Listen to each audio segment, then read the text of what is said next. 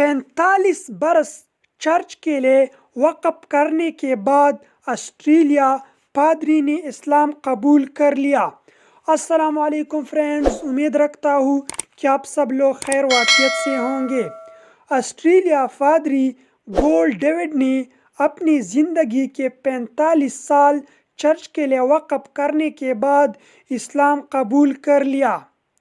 ایک رپورٹس کے مطابق مسلم گول ڈیوڈ نے اپنے مسلم نام عبد الرحمن رکھا ہے۔ رپورٹس کے مطابق گول ڈیوڈ نے آسٹریلیا عیسائی برادری میں ایک ہفتہ کی حیثیت سے قیام حاصل کیا۔